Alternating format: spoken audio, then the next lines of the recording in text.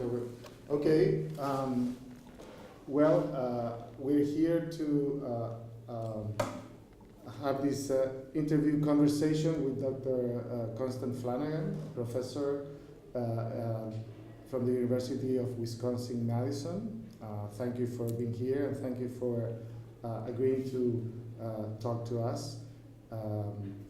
Dr. María Loreto Martínez from Escuela de Ecología, Pontificia Universidad Católica, and myself, Patricio Crucilla, are going to be talking with Dr. Flanagan about her research agenda and different topics related to what she does in terms of research. As a way of introduction, I think it would be interesting if you could tell us a little bit about your research trajectory in terms of the topics you have covered and how you started and where you're doing right now. All right, I'd be happy to do that. Thank you for the opportunity. So I began actually in clinical work, working with mental health issues in communities, and very soon decided that there were bigger political issues underlying and structural issues underlying many of the problems in society. So ultimately I went back to graduate school, and what I realized at that time, I always enjoyed politics. I realized that there was very little theorizing or thinking about how younger generations become part of the body politic. Much of the attention has always been on once you're able to vote, once you're of the majority age, and very little thought was given to how you prepare to be thinking about voting. So what happens in those years prior to the age of 18 interested me. And the theories at that time, which was in the 1980s when I went back to graduate school, were sort of from the 50s, and most of them were notions of younger generations taking on the same political behaviors as their parents. When we know that one of the big theories from political science is called generational replacement. Social change always happens when younger generations become part of the body politic. Older people die off and younger people with newer ideas become part of that. So I just began to think about what we ought to be theorizing and how some of our developmental theories actually were relevant. So I started out in sort of a broad civic engagement agenda. The wonderful thing was that you met people who really cared about the common good, and the kinds of meetings you would meet political scientists and sociologists and developmentalists. And ultimately, I looked a lot at questions of inequality, why there were some opportunities in schools for some groups but not for others. Service learning, that is contributing to the good of the community, became a pretty large topic within the United States. One of the problems of service learning is that there's a difference in privilege, so that those who can share with those who cannot, but the opportunities from a psychological point of view are to empathize with those and to wonder why structural inequalities in opportunities exist. So I continued on in looking at those things, staying largely away from voting behavior because most of the people I was interviewing were too young to vote. More recently, I've actually begun to look much more at environmental issues, mainly because I'm concerned about the future of the earth. And that's led me into this program of work I'll present here on the environmental commons and why the natural resources that support life should belong to everybody, and why we should all have a say in the water, the air quality, etc. So that's where my agenda is at this point. Okay, thank you. Well, you touch on a number of interesting topics, including, of course, civics and political socialization, theories, and your home base is developmental psychology, but you cross discipline lines to connect with political scientists and sociologists. And you also touch the issue of theory, how all theories were, at the time that you were training, were not up to date to what was going on. And as a general question, it would be interesting for you to reflect and tell us a little bit about what are sort of the main frameworks, theoretical framework and ideas that guide your research? So I think we're lucky in developmental psychology to have the work of Bronfenbrenner and sort of the notions of human ecology, that development is not exactly the same for everyone. Opportunities vary by social class, they vary by single parenthood, they vary by immigrant status. So development is not the same for everyone. In the same way, political opportunities vary and political issues vary, depending on the ways in which you've grown up, the groups with whom you identify, whether you think things are fair or not fair, and what the justice orientation is. So I think there's a strong grounding in human ecology for us to sort of pursue the whole topic of why some people vote, why others don't, whether they think that the political system is responsive to groups like them. How it is they feel like they have a voice. And so some of the theories that we've come to think about is notions of authority. So the president or the prime minister is a very distant authority for most of us. But for children, the way they're treated in local classrooms, I mean, teachers actually are representatives of the state in public schools, right? And so the way, whether the teacher listens to the opinions of the children in her class makes a big difference to whether children believe they have a voice, they should have an opinion. The ways in which democracy works, so I mean, theories of democracy are not just representative politics, they're really the power of people. So the way you learn about that is by having a democratic climate in your school where the authorities share their authority and are willing to be vulnerable and not be right all the time.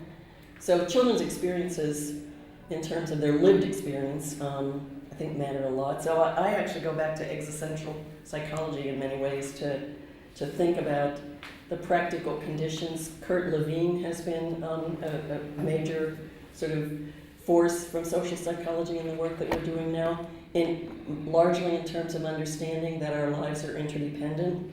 I use someone named Aldo Leopold, who was a naturalist. We turned to Elinor Ostrom, who was a political scientist, because she challenged the notion that if you allow everyday people to make their decisions, they will destroy their common pool resources. In fact, that's not the case.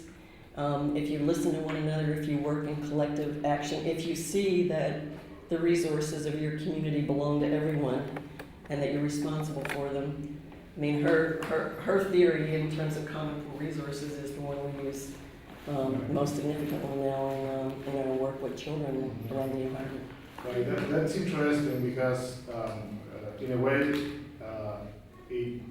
it deals with how close or how far you are from resources. And social responsibility, I don't know if it's a direct inverse relationship, but the closer you are, the more socially responsible you feel because you feel part of that. And the more removed you are, the less responsible you feel, and the decisions you make in a way are far removed from the day-to-day life of people living in the community. Absolutely. So you also touch on the important issue, I mean, when you talk about the bioecological model and the context, how that relates to the same ideas of the commons and the environment. I think it's really interesting. Again, there are many issues that you touch, which I think it's interesting and would be interesting to hear about that. One of the things you mentioned was socialization, right? And how you mentioned socialization on the one hand, but also how the schools are a micro-environment where you can, in a way, reproduce power relationship that exists in society, how much you hear the students and how much you make them feel like their voices can be heard. Can you expand a little bit on that idea? I think, I mean, in terms of how you translate that into your research agenda? Yeah, I discovered early on when I was doing this work a quote by a political theorist named Michael Walzer, and he defines a citizen as someone who's a member of a political community, and by virtue of that membership is entitled to certain prerogatives and encumbered by certain responsibilities or obligations. And if you think developmentally, as we do, in everyday life, in families, in community organizations, in schools, children are members of groups. And by virtue of being a member, let's say, of a classroom, they should have a voice in that classroom, right? So that's learning about prerogatives, right? People should listen, people in authority should listen to them. That's teaching them, in terms of their self-concept, a sense of political agency, right? People in power listen to someone like me. Therefore, I should have an opinion. You don't automatically have an opinion until someone says to you, what do you think? Right? And if nobody in authority ever says to you, well, what do you think? Why would they have an opinion, right? But when someone in authority turns to you and says, you know, this is not clear, this is not black and white, people have different views. That's what politics is. So turning to children and saying, what's your view about how we should organize the classroom? And then you have a responsibility to that group. So you can't destroy the property, destroy the desks, right? You can't throw away the books. It's common property, right? It's owned together. So you learn these notions of what it means to be a citizen by being a citizen of small groups, of classrooms, right? I call them mini polities because they're really like the spaces where we work it out. Now, the interesting thing is that at the same time you are constrained by the larger system, like, you know, how much authority you have in a classroom to, you know, run the classroom with your students in a way that is consistent with some of these values, versus impositions that you can have from principals of the school, and principals may be from local educational authorities. So it's sort of challenging to, and again going back to the idea of Bronfenbrenner and the biological model, where you have different levels of influence, and you are enabled but at the same time constrained by the different levels. Yeah, one of the studies I always go to when there's a question like that is there was a great study done in the Chicago public schools, all of which are in very poor areas. And the children who did the best in those schools, basically the common denominator was teachers who felt in the school they shared a mission. Their job, their responsibility was to educate these children. And they had a collective sense of, we can do this. So the key ingredient in those students doing better, given the fact that all the schools were similarly under-resourced, was that the teachers felt they had a common mission. And yes, you're right, the administration was supportive of that as well. But they didn't believe that these kids could not learn. They didn't have a stereotype. And they believed that it was their obligation to the students to do it. And they relied on one another. So this sort of sense of, you're a teacher, I'm a teacher, we don't do it alone, we do it together, was really part of their mission. They have an awareness of the interdependence. Exactly, They need precisely. to work as a team and not working, you know, Exactly, yeah. Top down. Yeah. I mean, we're rather individualist societies, but we know that nothing gets done all by ourselves, right? Well, I was going to react to that point, because beyond thinking that there's a very clear commitment of the teacher with some values that they really care for the other, like their students, and then students feeling that they are listened to and their opinion counts.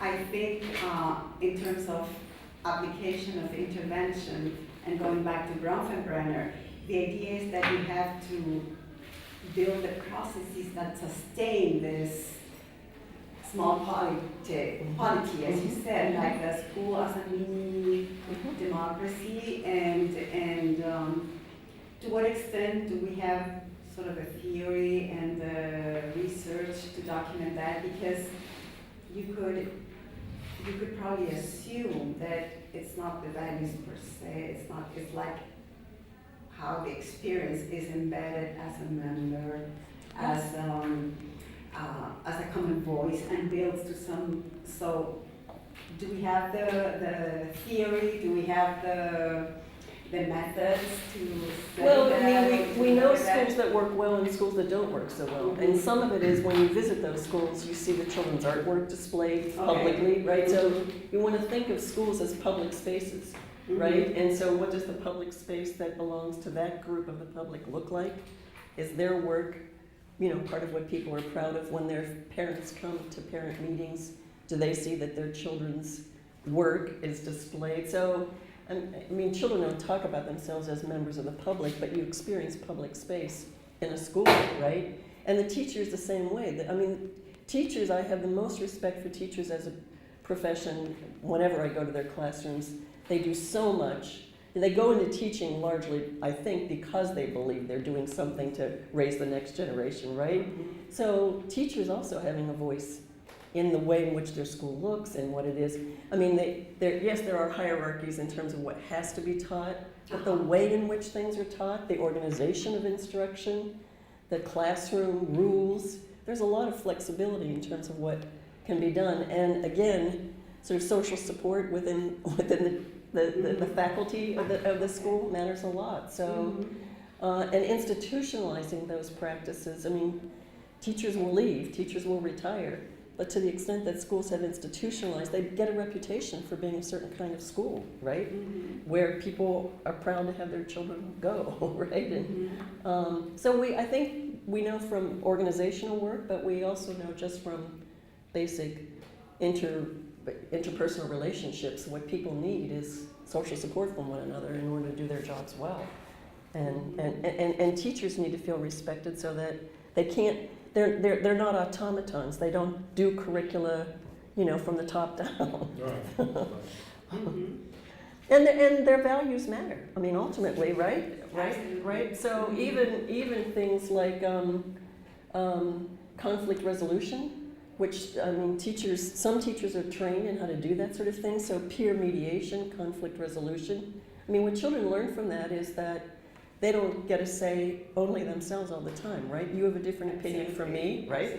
And we need to listen to one another. So those kind of practices that make for a civil society ultimately are taught, I think, in public spaces like schools. Absolutely. Yeah, but you make a strong point in terms of the sort of relational foundation that you have to build in terms of educational processes and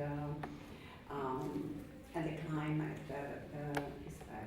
They use the term hidden curriculum a lot in educational psychology, right? Absolutely. So it's not only what is said or what is printed in books, but the way in which the relationships that matter, right? Yeah, and I would think, maybe I would venture that that's some of the implicit sort of social structure that sort of civic engagement, political engagement requires in order to achieve common goals. Oftentimes, maybe because of the limitations of the biases that psychology, maybe other disciplines know how to address those kind of processes with better, but I think you're right. I mean, in terms of politics is about building relationships and affects. Yeah. I mean, democracy doesn't mean you always get what you want, Absolutely. right? But it does mean you have a voice in the process, right? And I mean, we can't always respect our political leaders for actually paying attention to that, right? But having a civil discourse and actually hearing people out is part of what happens in anti-bullying programs, you know, peer mediation, conflict resolution programs. Those practices make for a much better civil society. Yeah. Well, this is actually very salient and very important for our school system, having a very high level of social and economic segregation. So some kids might go or experience the fact that, or really end up thinking that the way the system works does not have any advantage, or worse, would have disadvantages for them. So would you think that well, maybe just phrase my question from another point of view. We have made a lot of progress as a country in terms of redistributing resources, which is very important. Structural norms in terms of policies, economic resources, social resources. However, sort of the next steps or the simultaneous steps of acknowledging the value of other groups, regardless the resources that you own or you have, and then making sure their voice, they are included as actors. Those are harder to pursue, or what's your... Well, I mean, we can't claim in the United States that we're doing it any better. We have a very homogeneous, I mean, children's experiences are very homogeneous. They go to school with other people from a similar social class, a similar background. So in terms of appreciating opinions that differ from theirs, it's not an easy match. In fact, in college is one of the first times actually people have to get used to people who come from different backgrounds and understandings. There are basic values of respect that aren't automatic, however, right? There are basic values of empathy and listening that are not automatic. I mean, we can be very self-centered people. So again, schools or public spaces can be the times in which you learn the principle of civil discourse, right? Of listening to one another. Within the United States, we have a kind of recent history of service learning programs. Service learning typically means you would go beyond the classroom and work in the community to do some kind of service to others. So it gets you at least out of your own life experience and exposed to things. Sometimes it's people without homes, sometimes it's people who are hungry. At least, at a minimum, children can learn that things aren't perfect in their society. And we were talking earlier, Patricio and I, about a huge advantage, I think, of younger people compared to older people is that they think fairness should be a norm, right? Yes. So justice should be a norm, and people should have similar things, and they get affronted by an awareness that some people don't have enough to eat, or right, some people don't have homes and want to do something about it. So it's a wonderful sort of justice orientation that even if in their everyday interactions they don't have that experience of people who don't have those things, making it clear to them or educating them about that can cultivate or nurture that sense that, I mean, one thing I think that developmentalists bring to the discussion of political development is an understanding that just as children are developing their identities about who they are, what purpose they have in life, at the same time they're developing a sense of what kind of society they want to live in, right? And so we should be glad when they're confronted with issues of injustice and they want to do something about it, because we should be so lucky that social change will make a difference. Yeah, Right? yeah. And that brings us to the issue of political socialization, of course, which is, I know there's a big debate, and there are also differences between disciplines about, you know, when the socialization process should start. As a developmental psychologist, we of course do, and we both and Rita as well believe that socialization should start as early as possible, at the level that children and adolescents can take responsibilities and understand the social world. But of course, other disciplines, for example, political science, at least traditionally, start worrying about voting just when people are old enough to do that. So it's interesting, and I would like to hear your reflections about the political socialization process beyond what schools can do. And that includes, you know, from sort of political authorities, but also in the context of families as socialization agents. I mean, you mentioned values earlier, Loretta. Ultimately, when we vote for people who we believe will enact the policies we think are the right things, right? And we have a certain orientation. Those are reflecting our values. I mean, I think voting does reflect your values, but where do you learn your values? From your parents, presumably very early on, right? I'll just mention, I have again a grandson who's 2 years old. He's an only child, so he gets a lot of attention from his aunts and uncles, and so he thinks he's the center of the universe until he goes to preschool, right? At which point, if a baby takes his blanket away, he wants to hit the baby and say, no, it's mine, mine, mine. Finally, he has to learn, no, you have to share, right? So these are values that from early on, you're saying you're not the only one in the world. You need to consider the other, right, for a 2-year-old, and that other has needs. So empathy for that other is the beginning of thinking about, I live in this world with those others, right? And I share with those others. So basic values that we are teaching our children are the kind of world we think they should be part of, right? What I think is interesting about what you're saying too, and of course being a developmental psychologist, but also a psychologist in comparison with other disciplines that are more cognitive oriented, is the importance of emotions and effects, you know, and how you socialize that too. I think that political science, and of course I'm not an expert, relies too much on like economics in decision making, which is sort of a cognitive process without much emotions involved.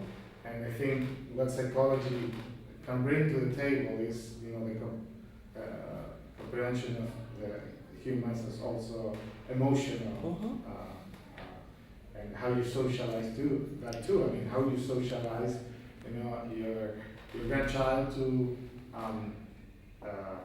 self-regulate and understand, you know, that his needs also have to take into consideration the needs of others, and of course this is not just you have to have an understanding, but you also have to be able to regulate emotionally. So. Well, I mean, there are terms, even in political science, of political affect, or sort of sense, you know, for the system. But what we would say in psychology is a sense of belonging to something larger than yourself, right?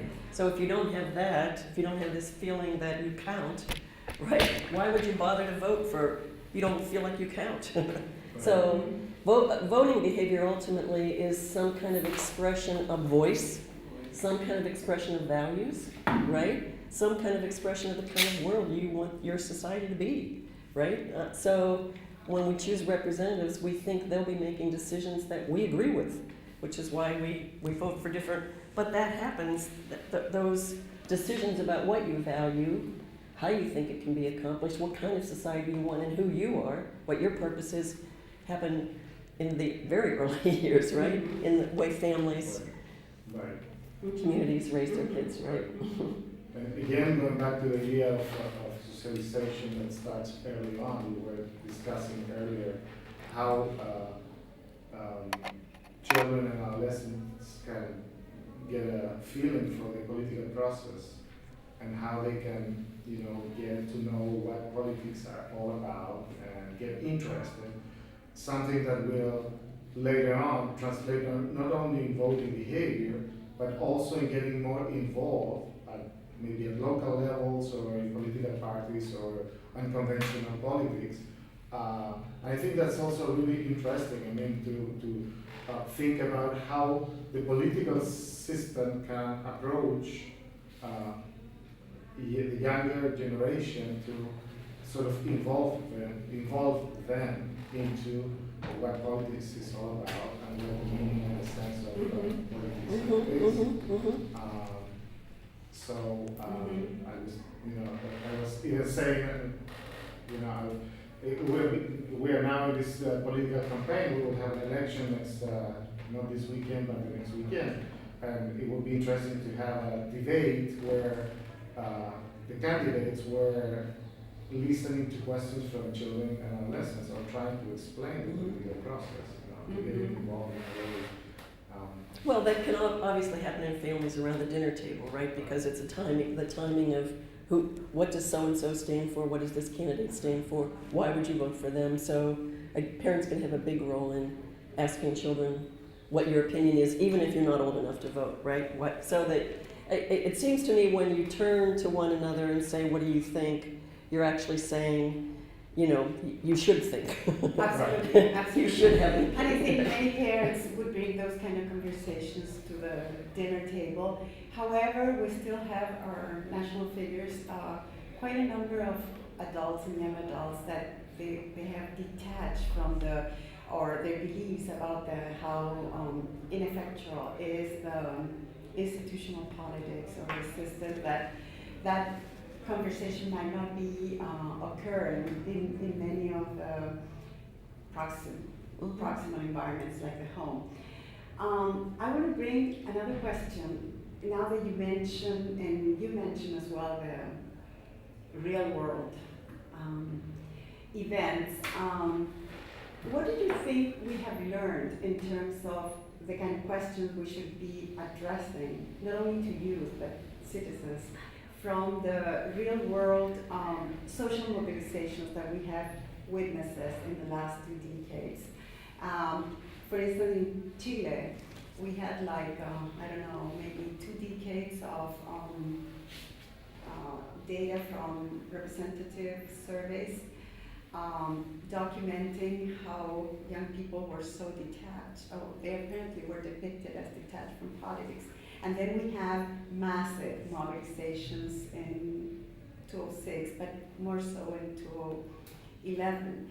So what were we missing when we understand the real world political no one would have predicted from the survey data that this would be happening. So what did we miss? What kind of issues should we be looking more specifically at the context in terms of building on new theory or addressing new research questions? Yeah, we often in the national surveys just don't ask the right questions, do we? Okay. That's an interesting point. Many national surveys, I think, maybe because they're historic or trend studies, sort of use in a way outdated ways of thinking. Many of the social mobilizations are around issues of justice and critical consciousness, right? So that, and it is often, most social movements historically have had massive numbers of young people. So there's something just about being young, that you're ready to take a chance, that you're ready to act, and you want results right away. Absolutely. I think as you get older, you think it takes a long time for social change to happen, but young people want it to happen now. So maybe we're just asking the wrong things. Maybe we have much more of a kind of passive orientation to politics. Agency, you were saying earlier, and democracy is manifest in many different ways, right? So and we definitely have in younger generations now a kind of not nation state beyond the nation state sort of notion of, there's words like earth democracy and other, because the political entities are not just at the nation state level, they're the G8 or the G12 or whatever, right? So that there are supranational political actors that none of us control, right? So in a way, it goes back to the kind of world, the kind of issues of justice that, what is it that young people want, and how is it that they see that those things can be achieved? Social mobilizations mostly happen because they want social change on some issue, whether it's equal education, whether it's anti-poverty, whether it's anti-militarism. It's almost always youth. And it's often not just young people looking for their own self-interest. It's a to use the World Social Forum notion, it's a better world is possible, right? I want something other than what I'm seeing now. So I think we're not asking those kinds of questions. Absolutely. Yeah. What kind of world would you like to see? And to some extent, you mentioned earlier that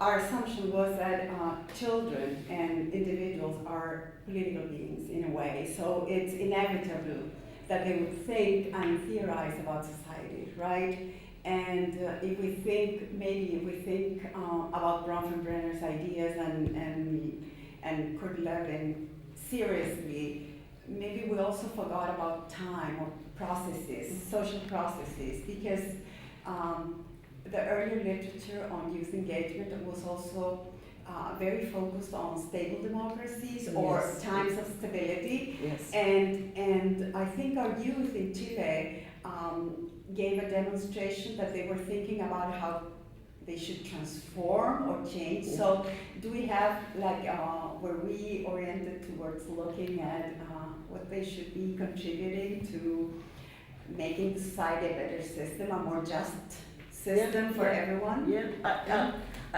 I don't think we ask them that. We don't do a very good job of asking those sort of things, and to have a sense of, I mean, political action is a sense of agency, right? And voting is a very passive form. Yes, we do it because it's a duty, it's a habit, Sure. it's the right thing to do.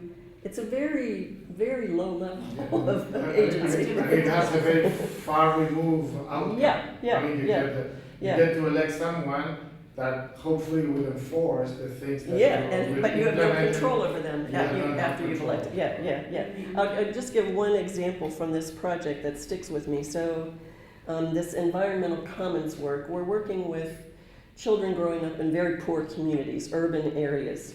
So Detroit is in Michigan. It's a rather abandoned area. People have forgot it politically. And the children actually know that reputation. Detroit has a kind of bad reputation. But through these projects, so where children go to school in Detroit, there are many abandoned properties. So drug addicts would hang out there. So they're dangerous, they're not good. So some of the mobilizations of these 3rd and 4th graders are, we want to get rid of that abandoned property, right? How do we do it? Who's in charge, right? They know what they want. They do a survey of the neighborhood and they ask things like, if we got rid of that, what would you put there? So it's this sort of like alternative, I mean, there have another world is possible idea, right? It doesn't have to be this way. Then they find out who in the city council is in charge of abandoned properties, right? And they ask to meet with those people and say, well, we don't like this, it's dangerous for our school. The people in the neighborhood think we should have something. So they really, political agency becomes part of what they do. Now, it takes a really long time, as we know, to get something like that done. So at a recent event where these kids were reporting on their work, these are 3rd and 4th graders, but they've been, different classrooms have been doing this for 4 or 5 years. So I asked, well, how do you maintain a sense of hope when it takes so long to get this done? Nothing has happened in all these years. And this 3rd grader said to me, well, it's like I say to Esperanza, my friend here. He said, someday you'll be old enough to be a parent, and you can say to your children, see that park over there? I helped to make that park happen. I thought, how can a 3rd grader understand this, right? That's great. But it's amazing what It's kind of future future she can Precisely, build. yeah. in And, terms I of- mean, that's such an example Yes. of political agency, right? Right? You have a Absolutely. sense of time, you have a sense of you can do it. Sure. Only together, though, collectively, we can So accomplish it. you know, some of the key concepts, and you mentioned those, but I think I would just like to highlight them are agency, of course, belongingness, sense of purpose. I mean, detection that there's a problem, and then a sense of purpose that you Yeah.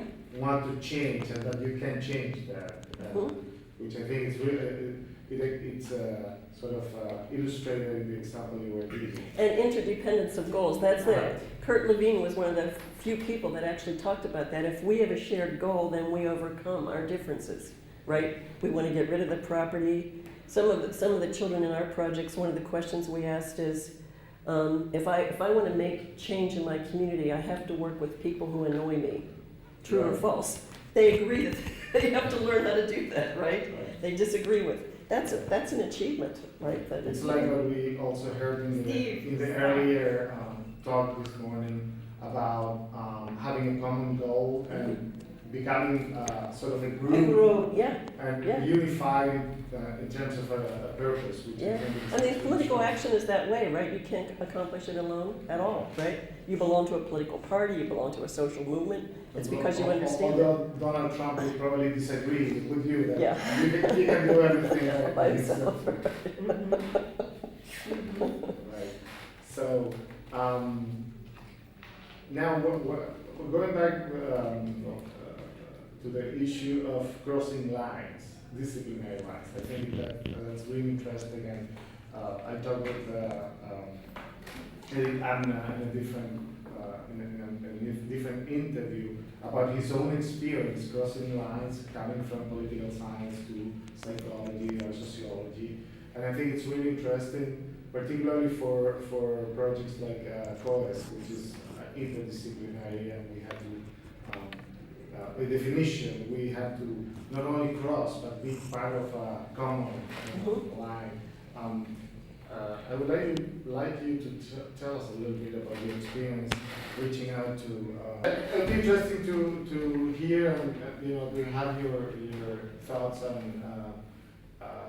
your experience about crossing lines, disciplinary lines, and talking to political scientists, sociologists, and other economist people that look at maybe the same phenomena from different angles. Yeah, the most interesting thing of having gotten into this kind of civic engagement, political socialization field is that, we used to refer to ourselves as the lunatic fringe of developmental psychology or political science, because there was only a handful of political scientists, this is 30 years ago, who cared about children. Not that they cared about children, were interested in what children thought. I mean, they didn't care professionally, they cared. Right. And there was a handful of developmentalists who thought about politics. So we sort of found each other out, right? So we had to read one another's work.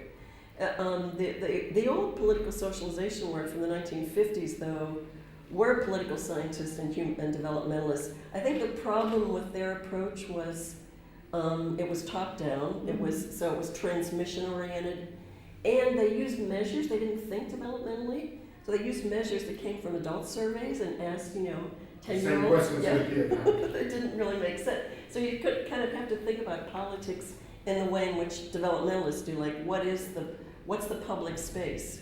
Right. How do you become a member of the public? That sort of why self-concept matters in a political way, right? Mm-hmm. So inevitably we read one another's work. I read a lot of political theory, and I discovered Elinor Ostrom. Actually, I met her at a meeting, and the interesting thing there, Elinor Ostrom was a political scientist, for years, and she was in some ways kind of marginalized as a woman in her discipline.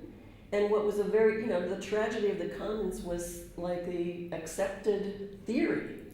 And she said, but if you believe that theory, it means that common people have no voice. Right. Because the idea behind that was that self-interest would overtake everything, so we could never work together, right? Therefore, maximizing gain. Your own gain, right? And so that this whole notion that we would believe that we share a common good was not possible because we couldn't overcome that self-interest. So the implication there is, well, then the government has to be in charge, or the market has to be in charge. So Ostrom said, what does that leave everyday citizens? They can vote every 4 years. Like, what kind of democracy is that? So, and then she studied empirically under what conditions would people, sometimes we do maximize our own gain, but her notion, and it goes really much more to psychological theories, intergroup contact, knowing one another, working in a close proximity to the issue, right? Understanding why this particular river or building or whatever is something we care about, right? Talking it over, learning what our differences are, how are we gonna, so intergroup understanding became part of, building trust. So social trust came out of her work. So we actually use a lot of her theory in our work with children. What kinds of conditions would you make in classrooms that would maximize children understanding what is this notion of a common good, right? Mhm. So the groups are for, you're not allowed to work just with your friends. You know, teachers structure groups such that you have to work across differences. They emphasize that you have a voice. You know, they say that you can't achieve it all by yourself, so that the collective notion becomes part of it. And kids start to use words like our river or our city. It does this notion that it belongs to them. So much of that thinking came from Elinor Ostrom, who was a political scientist. She ultimately won the Nobel Prize in Economics for emphasizing that people do make collective decisions, right, around what she called common pool resources. So, I mean, I borrow a lot from political theory, from political scientists. So the interdependence idea and interconnection is among ourselves, but also with the resources. I mean, Yeah. So many of the projects that I'm not in charge of, I'm studying, the children actually learn to pay attention to nature in the urban area. So we typically don't think about the intersection of the landscapes of urban and natural resources, but most people live in cities, and we certainly rely on water and air, clean air. And typically when people get involved from urban areas and environmental work, they see it as an intersection of justice issues. So why is the asthma rate so high among my friends? It's because the air is, unbreathable. So they want to do something about that, because the health of the nature is the health of the people, so that interdependence issue. The teachers in these projects turn kids' attention very much to human impact on nature and why there's this notion of interdependence, why a healthy river is important for the insects and the fish as well as the people. So they're learning regularly that we don't live lives of isolation. So in that sense, bioecology has a exactly. full meaning. Exactly, I mean, Bronfenbrenner, when he talked about human ecology, was borrowing from the nature, right? Ecology. So in a way, that would provide sort of a very different framework from the sort of traditional service learning program. Absolutely. And what are the implications for educational purposes in terms of building community as opposed to maybe a sense of contributing individually to others? I mean, what is your... So charity, I think charity is a good thing, but it keeps the relationship one of asymmetry of power, right? So it doesn't ever question why some of us have enough to give and others don't. And you can always quit doing charity. You can decide it's not something you care about or in your self-interest anymore.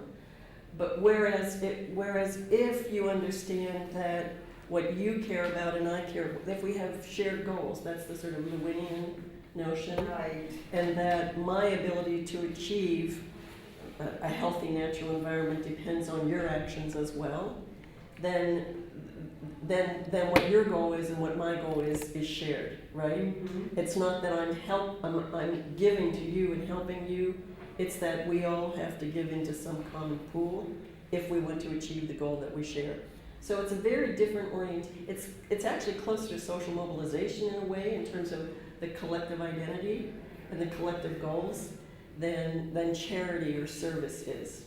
Right, because, and I think the other difference that you highlight obviously is that you build a community and you provide, everyone is an actor, a member, and I think that's a different level of unity of analysis as opposed to in terms of building or transferring to more to greater contact among socially diverse groups or social cohesion, because you are included as a member. Exactly, exactly. And then you have, as you said, you were saying earlier, the prerogatives, the responsibilities, and the privileges of being a member, right? Well, and the benefit in charity is I feel good and benevolent about giving, right?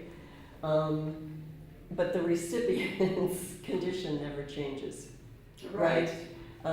Whereas in that kind of collective notion, there's no recipient and giver. It's really that it's much more egalitarian in terms of the relationships, right? And we all have something to gain. And we need one another. We need the contribution of everyone. Of the relationship, the shared agency. Exactly. Which is And the service, it's not. There's a passive recipient and an agent, and that, I think the other point is that if we're all equal members, I also need you to develop myself. Precisely.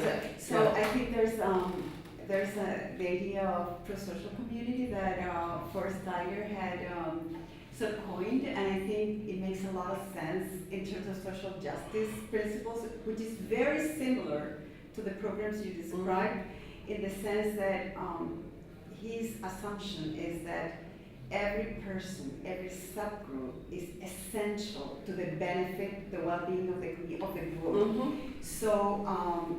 So examples of societies in which some institutions have been created even to exclude some members, and what he describes as social inequality is that in some societies, some members or subgroups have been even excluded from natural groups as their families. Like nobody wants them.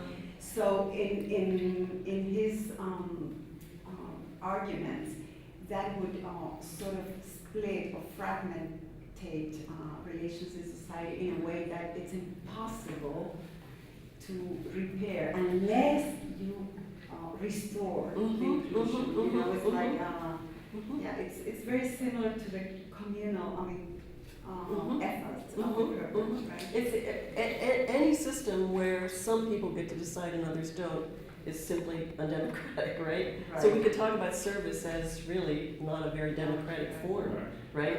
Because it doesn't ask the receiver whether even you want the charity, right? Or whether you'd like some other kind of way of interacting. So service in that way, in that respect, service may have an effect on the serving person if it generates some sort of awareness and mobilize him or her. But it doesn't do much in terms of building a different kind of society. Yeah. Actually, one of the big questions about service in universities now is most of the focus is on the student giving the service. How do they benefit from the charity? And very little to the community member. And so that's an asymmetry of power. Absolutely. It's very undemocratic, right? Absolutely. And in terms of building social cohesion, you can exactly. make no progress. Yeah. If you think of that kind of asymmetry in terms of service, you would probably, advance in terms of distributing resources, assuming that's the main thing, but then not on recognition of the other as really as a peer, as one that you have something to learn from, and then of course in terms of participation and voice, very unequal. I mean, I think two things in terms of the service. I think it's one of the few ways in which young people meet other people who do not have what they have. So there's a benefit to it. What you do with it then. So there are programs trying to change the notions of young people doing service to see the structural reasons for things like poverty. So you may go into service with a charity orientation and even maintain a stereotype about the poor, right? Why they're poor? Well, they're not working hard or they didn't study hard. And the exposure or the intergroup contact can be a means of educating about the structural conditions that contribute to this inequality, which can be a really political opportunity, right? Absolutely, at least to get some process started. Exactly. Absolutely. So it's not that service doesn't have some opportunities associated with it. It's what we do with it as educators to move it beyond. But then going back to whether you can see that we're all in this together, right?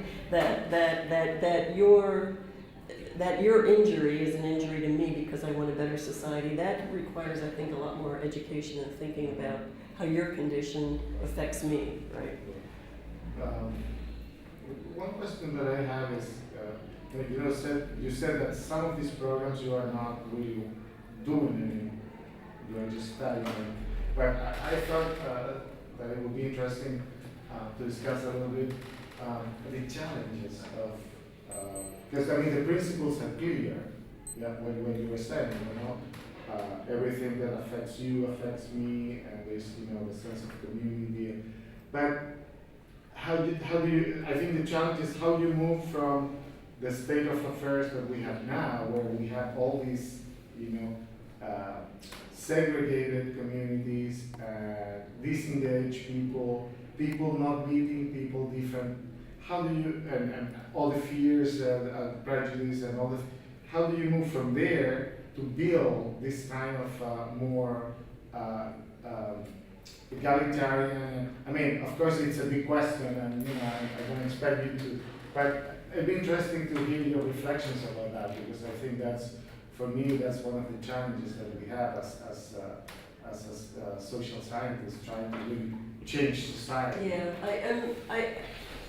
I mean, I do think it happens very early on in development, Mm-hmm. and therefore the people who spend a lot of time with children ought to have a lot of voice in the nurturing of that next generation. So in many ways, we shouldn't think of teachers and youth workers as only passing on something, but their real role in nurturing the people who will lead this world, right? I get very frustrated by seeing Trump rallies and to see this sort of mobilization around exclusion, really, of others. And that's political, there's no question about that. But to counter that, what you need is much more of this respecting one another, much more perspective-taking skills, much more that our obligation, one of our responsibilities to one another as members of the public is to listen to the perspective of people that we disagree with and learn how to find common. So it's not a natural thing to want to do what you don't want to do, right? We'd all rather spend time with people who are like us. It's easier, right? Mm-hmm. So we need those kinds of opportunities in youth programs, in faith-based groups, in schools, where those kind of skills are really practiced. And if it's done on a sort of really large scale, then there's some hope that we can turn things around. Right? Sure. Well, there are a number of other issues that we could keep on discussing. I think it's really interesting, but we should probably come to an end. So I want to thank you again for your willingness to talk to us and discuss. And it's been really enjoyable. And I think we have discussed some interesting ideas that will serve people that will later see this video there. So thank you very much.